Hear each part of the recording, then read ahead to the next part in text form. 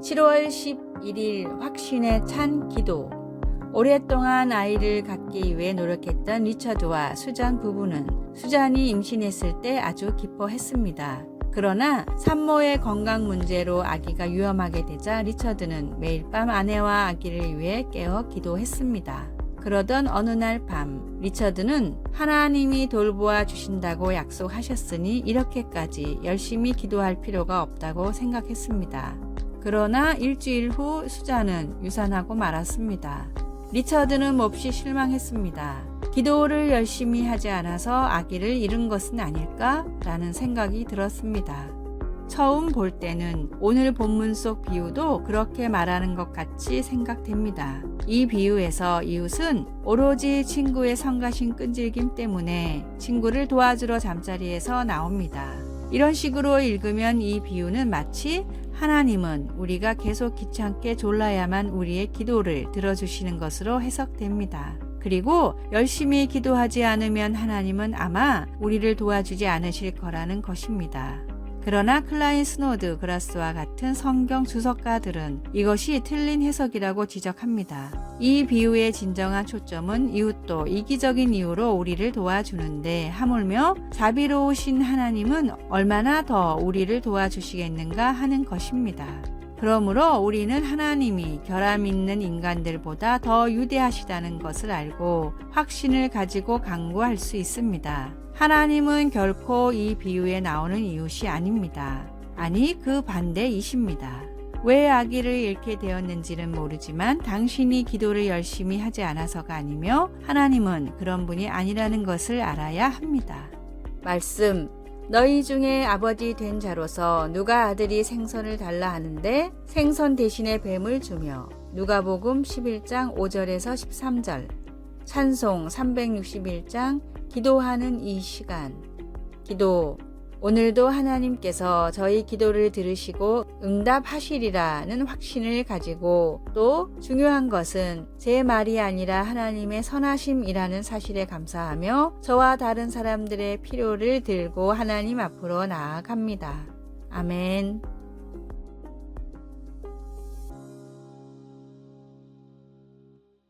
(7월 12일) 화요일 신앙의 생명주기. 세계를 움직이는 50인의 사상가 중 한 명인 찰스 핸디는 생명의 주기곡선이라는 이론을 만들었습니다. 모든 기업이나 국가, 심지어 유행하는 상품들도 시작과 끝이 있고 그 과정이 도입기와 성장기, 성숙기를 거쳐 결국 소멸한다는 것을 나타낸 그래프입니다. 대부분 성공적인 기업이나 상품들은 초기에는 천천히 성장을 하다가도 궤도에 진입을 하면 갑자기 폭발적인 성장을 합니다. 그러다 유명해진 성숙 단계에서는 속도가 점점 퇴화되며 정체됩니다. 여기서 새로운 동력을 얻어서 다시 올라가지 못하면 심지어 전 세계가 열광하던 어떤 것이라도 갑자기 소멸해 버립니다. 찰스는 특히 도입기와 성장기에서는 한 번의 실수로 모든 것이 무너져 버리는 특이점과 성장기와 성숙기에서 안정을 추구하려다 새로운 성장 동력을 못 찾고 소멸해 버리는 변곡점이 있어서 이 단계에서 새로운 시도를 하지 않으면 지속적으로 발전하지 못하고 소멸된다고 주장했습니다. 어쩌면 신앙의 주기도 이와 비슷합니다. 하나님을 처음 만나고 뜨거운 감격이 살아있는 초창기 때의 믿음이 익숙해지고 안정화되며 신앙 생활이 피로해지는 단계가 찾아오게 됩니다. 신앙이 퇴보하는 것을 모르고 위기도 느끼지 못하는 무늬만 그리스도인이 되지 않고 하나님을 향한 열정을 회복할 수 있는 새로운 도전을 멈추지 마십시오. 오늘의 말씀. 주의 구원에 대한 기쁨을 내게 다시 주셔서 내가 주께 순종하게 하소서. 시편 51장 12절. 오늘의 찬송 285장 주의 말씀 받은 그날. 오늘의 만나. 첫사랑의 열정과 뜨거움을 다시 회복하는 신앙생활이 되게 하소서. 주님을 끝없이 사모하는 열정으로 신앙의 권태기를 극복합시다.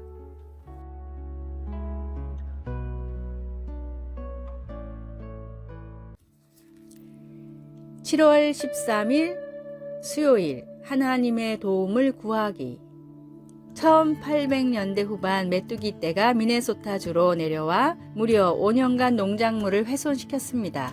농부들은 타르를 사용하여 메뚜기를 잡고 밭을 태워 메뚜기 알을 없애려고 노력했습니다. 굶주림 직전까지 간 많은 사람들은 절실한 마음으로 주 저녁에 걸쳐 기도의 날을 정해서 함께 하나님의 도움을 구하기를 원했습니다. 이에 동의한 주지사는 4월 26일을 기도의 날로 잡았습니다. 함께 기도하기를 마친 후 며칠 동안 날씨가 따뜻하여 메뚜기 알들이 부화되기 시작했습니다.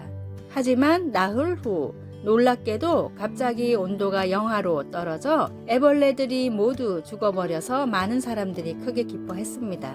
이제 미네소타주 농부들은 다시 옥수수와 밀 그리고 귀리를 추수할 수 있게 되었습니다. 여호사밧 왕의 통치 기간 동안 하나님의 백성들을 구원한 것 또한 기도였습니다. 강력한 군대가 그를 대적하러 온다는 소식을 접한 여호사밧은 하나님의 백성들을 불러서 기도하고 금식하게 했습니다. 백성들은 이전에 하나님께서 어떻게 그들을 구하셨는지 기도로 하나님께 상기시켰습니다. 그리고 여호사밧은 견책이나 전염병이나 기근 같은 재난이 그들에게 닥쳐온다면 하나님께서 들으시고 구해 주실 테니까 하나님께 부르짖겠다고 말했습니다. 적군의 침략으로부터 그의 백성들을 구해주신 하나님은 우리가 고통 중에 부르짖을 때 들으십니다. 그것이 인간관계의 문제이건 자연재해의 위협이건 모든 염려를 기도로 하나님께 올려드리십시오. 그분께는 어려운 일이란 없습니다. 말씀. 만일 재앙이나 난리나 견책이나 전염병이나 기근이 우리에게 임하면 주의 이름이 이 성전에 있으니 우리가 이 성전 앞과 주 앞에 서서 이 환난 가운데에서 주께 부르짖은즉 들으시고 구원하시리라 하였나이다. 역대하 20장 9절. 찬송 365장 마음속에 근심 있는 사람. 기도. 하나님은 세상과 그 속의 모든 만물을 만드셨습니다. 만물의 질서를 회복시키시고 사랑하시는 당신의 백성들을 회복시켜 주소서. 아멘.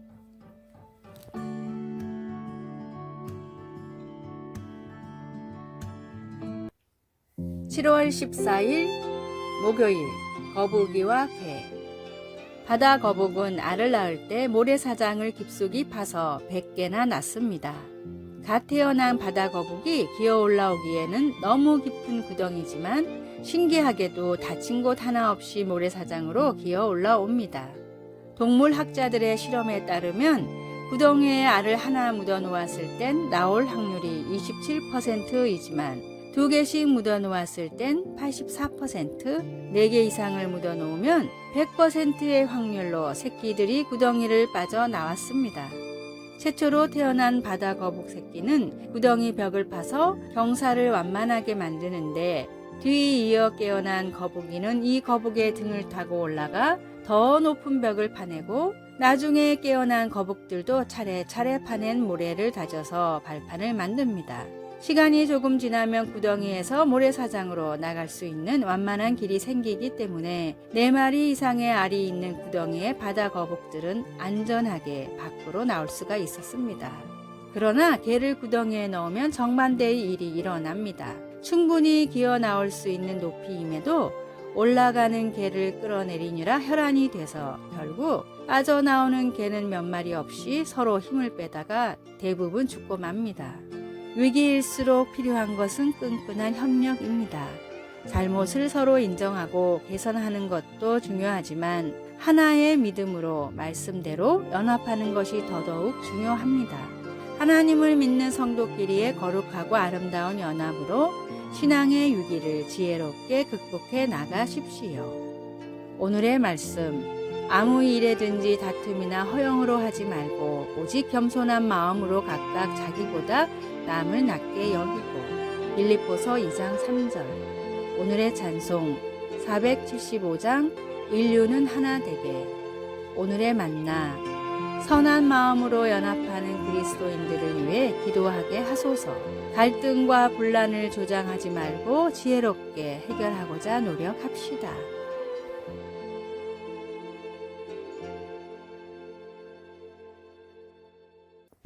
7월 15일 금요일 빛과 소금이 되는 이야기. 허리를 힘있게 묶고 일하는 분. 독일 사람들 중에는 성경적으로 살아가는 사람이 많습니다. 제가 다니던 회사의 부사장이던 에버트도 그런 사람이었습니다. 저는 그 회사에서 10년간 일했는데 그의 성경적인 고결함을 말해주는 사건이 있었습니다. 그는 56세 때에 은퇴했습니다. 사실 제가 29세에 회사 중역이 될 수 있었던 것은 그가 은퇴를 빨리 했기 때문입니다. 그가 일찍 은퇴한 이유는 큰 회사 설립에 성공했고 재정적으로 여유가 있었기 때문입니다. 그는 더 이상 세상적인 성공을 꿈꾸지 않고 평범한 가장으로 돌아가 자기가 세운 회사에 컨설팅이나 해주면서 살고자 했습니다. 그런데 그가 고용하고 승진시킨 그 중역들이 그를 고용해주지 않았습니다. 그는 큰 상처를 입고 저를 찾아왔습니다. 저는 그에게 함께 사업을 하고 수익은 똑같이 나누자고 제안했지만 그는 자기가 일한 만큼만 보수를 주면 된다고 했습니다. 그리고 처음에는 일주일에 하루 정도만 일하고 회사가 바빠지면 근무 시간 중 반 정도만 일하겠다고 했습니다. 하지만 곧 회사가 바빠지자 그는 근무 시간의 4분의 3가량 일하고 일한 만큼만 월급을 받았습니다. 그는 항상 저보다 먼저 일어나 회사 문을 열고 커피도 자기가 직접 내렸습니다. 그는 하나님의 말씀 그대로 자기 허리를 힘있게 묶고 일하는 분이었습니다. 힘있게 허리를 묶는다는 말은 자기가 맡은 일을 열심히 한다는 뜻입니다.